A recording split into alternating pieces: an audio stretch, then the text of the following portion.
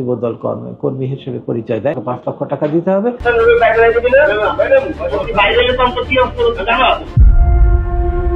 2000-এর বেশি কিডনি প্রতিস্থাপন, তাও বিনা পারিশ্রমিকে। মানবিক এমন কাজের জন্য যে চিকিৎসক পেয়েছেন সম্মান ও স্বীকৃতি, এবার সেই চিকিৎসকই খপ্পরে পড়েছে চাঁদাবাজদের। তার মালিকানাধীন হাসপাতালে এসে চাপ দিচ্ছে চাঁদাবাজরা।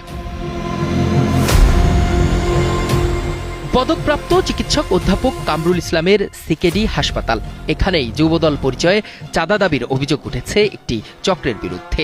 কিছুদিন আগে এখানকার পাশের একটা রোডে, 4 নম্বর রোডে যুবদল কর্মী হিসেবে পরিচয় দেয়, বেশ ভয়ভীতি দেখায়, যে বলে যে আমি কমিশনার প্রার্থী, সেই অনেক কিছু বলে এবং প্রভাব বিস্তার করে এই জিনিসগুলো এখন আমরা দেব।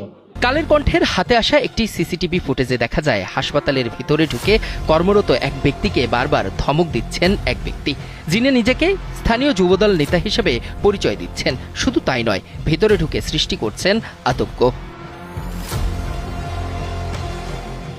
চিকিৎসক অধ্যাপক কামরুল ইসলাম জানান, গত জুলাই অগস্টের পর থেকেই বিভিন্নভাবে চাঁদা দাবি করে আসছে একটি চক্র।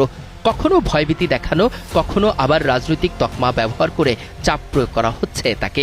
এই 5ই আগস্টের আগে কিন্তু সে আমাদের হাসপাতালে যাতায়াত করতো, বন্ধুত্ব ছিল এবং সেই স্টাফ অনেক হেল্প করছে সেই ছেলেটাকে।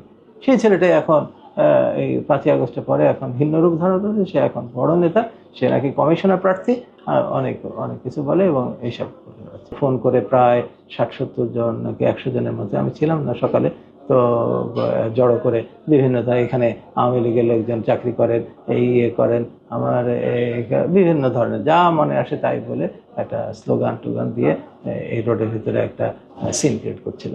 তার দাবি, বিষয়টি নিয়ে একাধিকবার বিএনপির ঊর্ধ্বতন নেতাদের কাছে অভিযোগ জানালেও এখনো কোনো কার্যকর সমাধান পাননি। তবে অনুসন্ধানে উঠে এসেছে ঘটনার ভিন্ন একটি দিকও।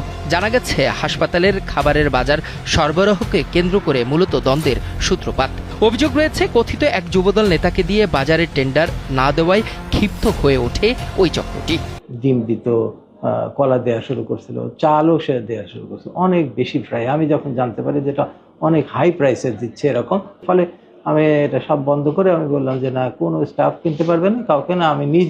আমি নিজে কৃষি মার্কেটে গেছি, নিজে এখানকার যে ডিমের আড়তের কাছে গেছি এবং তারপরে নিজে যেখানে রুটি বিক্রি হয় সেখান থেকে সবচেয়ে যারা কম প্রাইসে দিতে পারে সেগুলো নিয়ে আসছে। এরপর থেকেই চাঁদা দাবি, ভয়ভীতি প্রদর্শন এবং নানা অজুহাতে চাপ সৃষ্টি সবকিছুই যেন নিয়মিত ঘটনায় পরিণত হয়েছে।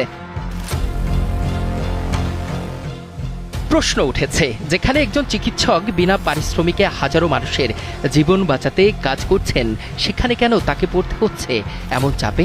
চিকিৎসা সেবার মতো মানবিক খাতেও যদি চাঁদাবাজির অভিযোগ ওঠে, তবে সাধারণ মানুষের নিরাপত্তা ও আস্থার জায়গা কোথায়? এর সমাধানই বা কি?